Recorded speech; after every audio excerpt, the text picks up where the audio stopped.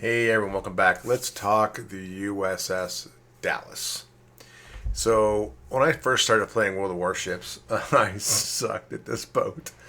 The Pensacola, aka the Pepsi Cola. So, my clanmate, Mr. Lomax, got me back into this, and there's a bit of a twist to this boat and other boats at Tier 6 I did not know about. That includes the Devonshire, the London, any boat that has high explosive, the Perth, etc., etc. So, as you can see, I have a Tier 21 captain. I want to point some stuff out about this boat, and particularly the HE. So, when you go through this boat and the actual ability of this boat, I want to show a couple things that are important. First of all, the armor layout. Let's just click on that. So, most of these boats, again, 16 millimeter, 16, she's a light cruiser. She is not that good. But what's important, I'm just going to pick on some boats. So, let's go to the Torrento and look at her. 16 mil, 25, that's her Citadel, and then 25. Okay, the plating. But all 25. Just keep looking at the 25. Again, at this tier, 25, 16, 25. You're going to see a proverbial trend here. 16, 25, 25. One thing World of Warships does is make, example, tier 6, pretty straightforward on thickness of armor. I mean, this boat's not going to do well against the Kremlin, right? Gives a good example. But it does constantly have some things I want to bring up. So, her armor, for her, she is a light cruiser. You can semi-angle, but you can be overpenned by pretty much everything. If you're up tier 7, tier 8, you do not want to get into a slugfest with a tier 7 or tier 8 battleship or a cruiser. They will kill you. What's important for me, survivability, torpedo protection, and 28.3, not good. So, I'm going to say co-op battles, no problem. Operations, oh my gosh, great boat. You're going to see a replay here with this boat. That's fantastic. And it wasn't operations, it was actually random. Random, be careful. If you're going into tier 4, tier 5, tier 6, okay, tier 7, tier 8, watch yourself. You definitely want to treat this like a poor man's Alenta. Mr. Lomax, that's your turn, my friend. Because it is. It's something you want to shoot over islands. You do not want to engage in brawls, or you're going to die swiftly. The kicker of this boat is our artillery. She's got 152s, so she's got 2 turrets. You can see right there with their actual turrets, and then 3. So these are all 152s. Here's where the kicker comes in. I'm saving a little surprise. It's kind of funny. My clan and I found this mistake. Dear God, don't tell Wargaming before they change it, but it's kind of interesting. So this boat itself has got a range of 14.3 kilometers for actually shooting. Again, you want to shoot over. She's like an Atlanta or like a Worcester at tier 10. You want to shoot over the island, which is not bad. She has a good fire chance. I know it's only 8%, but you can start lots and lots of fires. So the 152 is what you're looking for. And if you look very carefully, the HE shell armor penetration is 31 millimeters. I just showed you everyone's 25 millimeter. So you can actually penetrate them sides, whether it's angled or it's bow or it's broadside. You can actually have your HE penetrate. I know that's not by default, but I'll show you in a minute. And you can actually make sure that you actually not only get penetration. I've gotten, because of this mistake, I've gotten dozens of Citadels with HE, especially lower tier, tier 4, tier 5, tier 6, even tier 7, some tier 8. So cruisers, destroyers, this boat can hold its own. Battleships, angle away, start and stop. Just do not give a battleship a broadside, because you can be deleted quite quickly. Her AA is not great.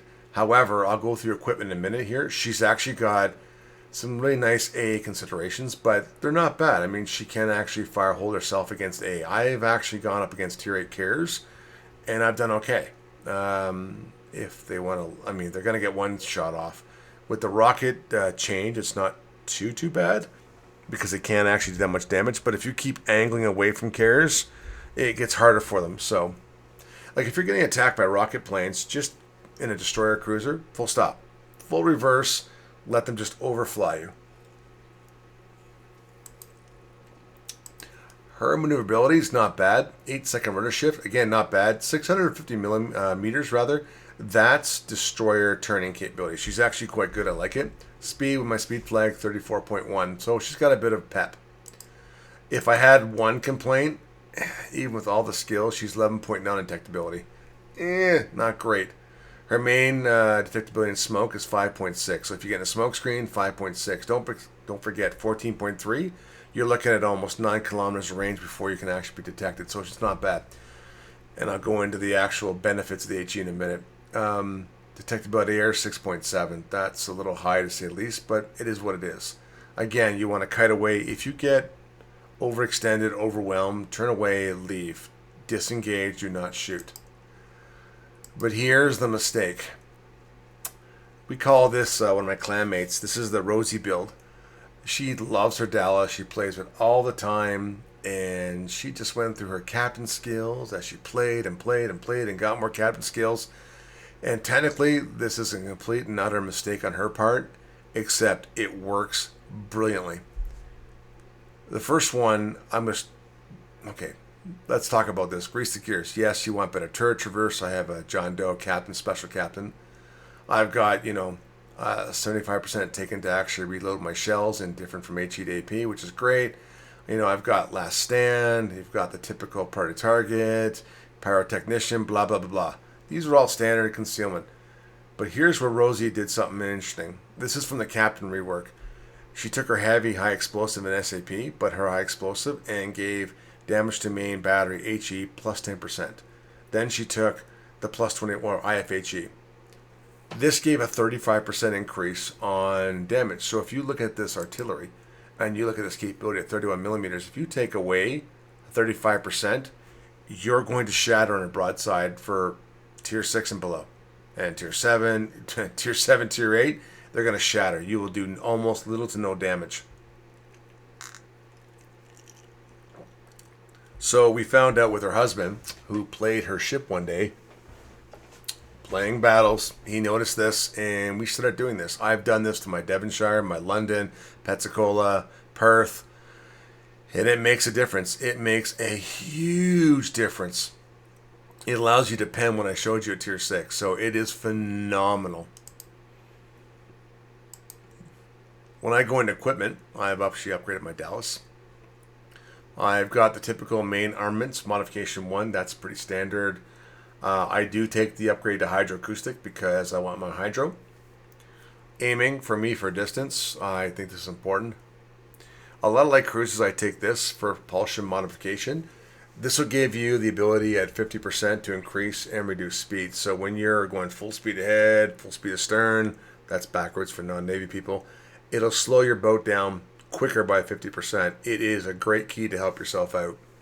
For me, obviously, for equipment, I take hydroacoustics to see torpedoes. It helps, and it's quite long-lasting. I do take fighter, because I take this 2 combination right here.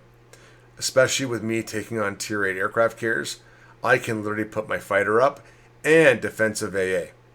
So with that in party sector, I have taken on enterprises. I have taken on all kinds of tier 8 CVs, and they've come at me. If I can get this combination off with about 5 seconds to spare, I will obliterate their squadrons.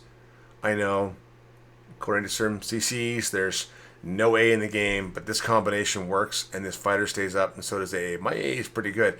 It lasts for over 40 seconds, so I've had people lose a whole bunch of planes, come around, do another shot, and they're gone. So it's fantastic. I've done this twice in games, and CVs at tier 8 have left me alone. They're like, no, not going to do that. Like Mr. Lomax, my clanmate, my friend says, it's a cheap man's Atlanta, and if you actually do it correctly, you can slaughter CVs. For my exterior, for me, I'm pretty traditionalist, like it.